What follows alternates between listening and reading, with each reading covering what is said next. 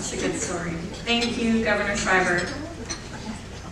Ooh, this next one, let me introduce you to someone that I recently met. And when you've been in the world of Alzheimer's and you meet somebody that is at where you've been, and you can really connect with that person because you know what they're feeling. I met that person last week, and she's going to be our next speaker. So, Sherika Ralliford is a financial planner with Merrill Lynch in Delray Beach, and at the very young age of 27, she became the full-time caregiver for her own mother, Jennifer, who attends the Palm Beach Gardens Day Center. Let's give a big welcome to Sherika.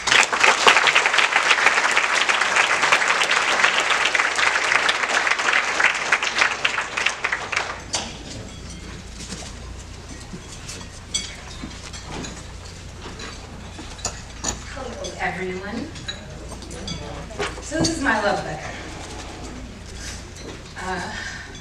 Born July 15th, 1958. Spunky, funny, beautiful, and a joy to be around. But you better not cross her because you better be ready for a showdown. My mother, Jennifer, has always been that dependable rock that you can count on. She's given herself to countless ways to many people that she's crossed. And she's built long-lasting relationships and friendships that are unbreakable. I mean, still, I receive phone calls from friends just reaching out to make sure she's okay. She's the kind of woman that commits to excellence, no matter the task that's at hand. Just ask Dr. Stemmer, initially just a client of a cleaning firm with housekeeping requests that my mother happened to be assigned to, turned into a personal client when my mother decided to branch out and work for herself. Dr. Craig Stemmer saw a light that shined in my mother, so much so that he wanted to help her in any way that he could. I mean, seriously, my mother had a consistent working relationship with Dr. Stemmer and his family. She even babysat for him when he and his wife wanted to go out and have a fun night out in town. He was just one of the many people that my mother was able to influence. I mean, seriously, again. I even traveled with my mom and her clients and their family, just so that my mom can give them a break from those parental duties that they had. You tell me how many people you've met that you just wanted to intertwine in every piece of your life and your family. Sure, not many. As a young nephrologist, running his own practice at the time, Dr. Stemmer encouraged my mother to become a dialysis technician, and he offered a job at her firm. My mother worked there in the same manner that she's worked anywhere else. Her coworkers loved her, and so did her patients. Her patients loved her so much so that purchasing a turkey for Thanksgiving or ham for Christmas was not a thing that was on her list. It would just come in the mail, and more blessings the same from the people that she helped. My mother as a dialysis technician was caring, funny, and astute for her patients. My mother has always been a worker bee, and she's worked 6 days a week, over 10 hours a day, and she actually picked up another dialysis technician job over the course of her career. Now, my mom only had one day off, and that was Sunday. She'd always tell me that that's her day to rest, meaning if it was Sunday, I better not bother her. I better think twice about asking her something that I know she's gonna say no to, and I better not be a pest that day. Now, it's okay for me to be a pest any other day, just not Sunday. That became my mother's routine for years and years and years to come. That picture that you see was in March of 2014. It was the day of my grandmother's funeral. In January of that year, we found out that my grandmother was showing signs of dementia. And the short story is my family arranged for her to be in a nursing home. Literally 5 short weeks later, I received a phone call that my grandmother had passed away. All I could think of was seeing her in the hospital laughing, joking, and just being that light that shines brightly in the room. So you know where my mother gets it from. Till now laying in her grave for the rest of eternity. It was tough, or at least I thought it was tough at the time. Because just 3 months later, my mother came home earlier than usual. And the first words she said after walking through the door were, "Well, done. No job. They told me not to come back to work." My mother made comments previously that they were out to get her and that they just wanted her fired. She was already let go from one job that year, and she was put on a forced medical leave from the other. She wasn't to return to work until she got medical clearance. My mother was making mistakes at work, the kind of mistakes that could put patients in danger. And when confronted about her mistakes, she got defensive.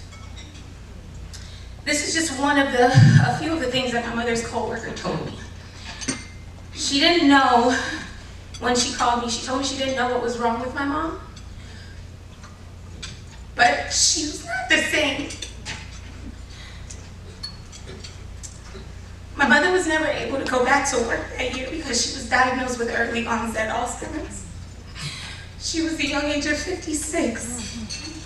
She was supposed to be gearing up for retirement, but instead, she was told she could never work again. The next few years were the hardest of my life. I was 27 years old when I had to take on a level of responsibility that I had no idea how to handle. She cried a lot. She became very depressed and sad. I cried countless times too because I set her off a lot. Not knowing that I needed to take the time to understand that the person in front of me, I needed to receive for who she was and live in her reality today. I moved up to Palm Beach County for work, and I moved my mother with me. And I was in search of somewhere for her to be during the day. By that time, I had already checked out a few places, but every time we visited a new place, my mom would say, I would ask her if she liked it, and her answer was always no, followed by, I'm not like those patients. I soon stumbled upon Alzheimer's community care. I called the closest one to me and had a conversation with a nice young lady. I shared my recent experiences. The woman asked if I could bring my mother by, so I did. And when we got there, we were greeted by a cute, fun-loving, spunky young woman. So she opened the door and she says, hey, I'm Tally. And then she goes, and you must be Jennifer.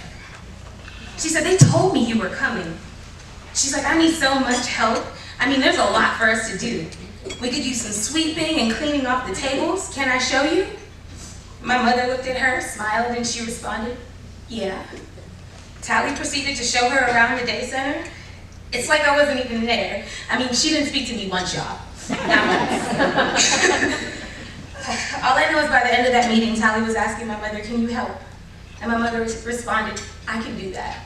Tally asked, well, can you start Monday? And my mother said yes. What Tally did that day is she made that visit about my mom. It wasn't about me. What Tally did for me is, well, actually what Tally did for my mother is she gave her purpose back.